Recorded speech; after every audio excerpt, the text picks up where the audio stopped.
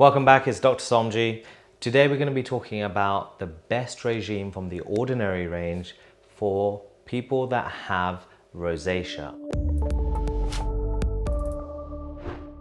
It's a common question I get asked on all social media because some of the products within the ordinary are, let's say, a little bit more harsh and sensitizing to the skin. So I'm going to give you a safe routine of exactly what to use for rosacea.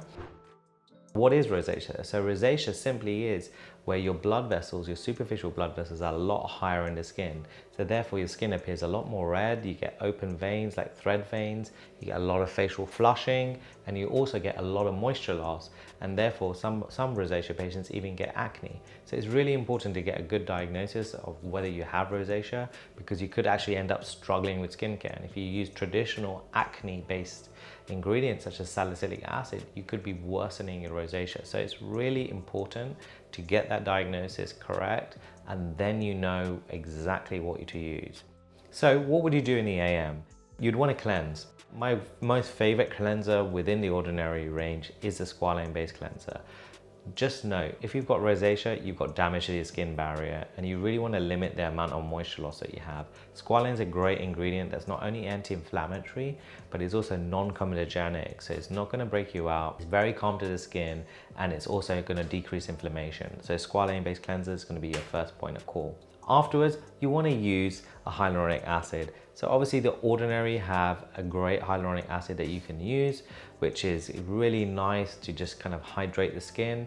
Also, because the superficial skin is a bit more dehydrated with rosacea, it's going to hydrate both in the upper levels of the skin and also the mid layers of the skin as well, because of the different molecule sizes that you see within the product.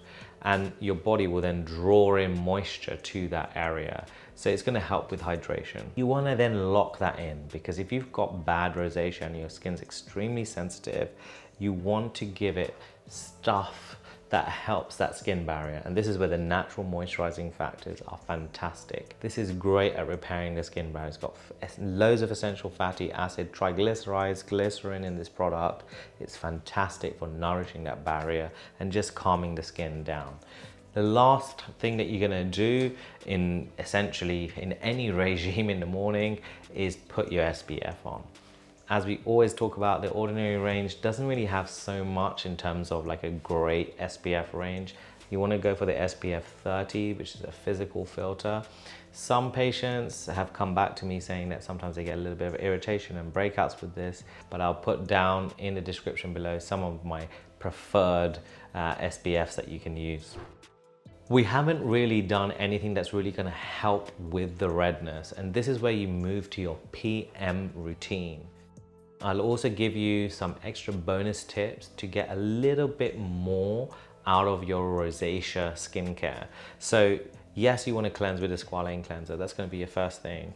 And then afterwards, I would recommend directly putting on the azelaic acid 10%.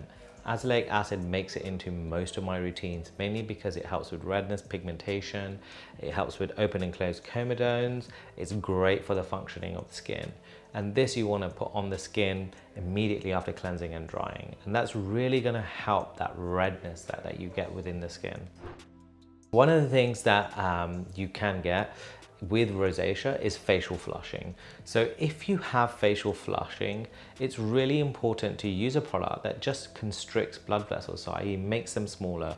The caffeine solution 5% plus EGCG, which is normally used for pigmentation and puffiness around the eyes, can be used in these little cheek areas over here where you can get redness.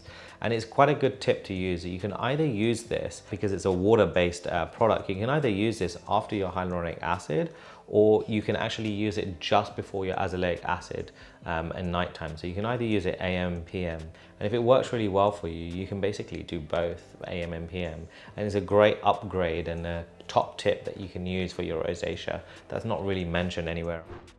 So what if you have sensitivity, even despite using the regime, and you want a little bit more nourishment to that skin barrier and you want to reduce the sensitivity? Well, in your nighttime routine, before you apply the azelaic acid, you can use rosehip oil, which is fantastic for rosacea. I'm a big fan of oils. You just got to make sure that you're not acne prone within the area, and it's more that you've just got kind of sensitivity. So you could cleanse the skin, you could use the oil, and then you can use the azelaic acid over the top, and you should be absolutely fine. So there we have it. That's a quick rosacea routine, AM and PM. Also with ways that you can increase the effectiveness. One little bonus that I normally tell patients is that, look, you've been doing this rosacea routine for like 4 to 6 weeks and you want to get a little bit more out of it, you can start introducing vitamin C in the AM, because that's going to help with the skin barrier.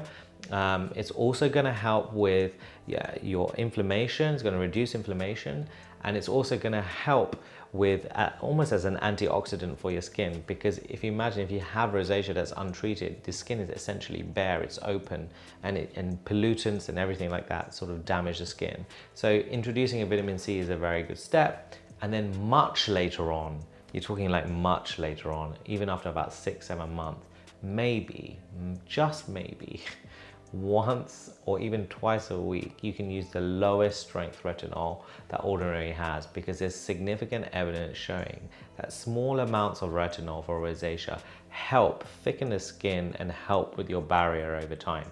If you introduce this retinol too soon, then you could just reverse all of the effects that you've got because of a retinoid reaction and the fact that your skin is going to be a lot more sensitive. So I would really wait a number of months before introducing it very, very slowly.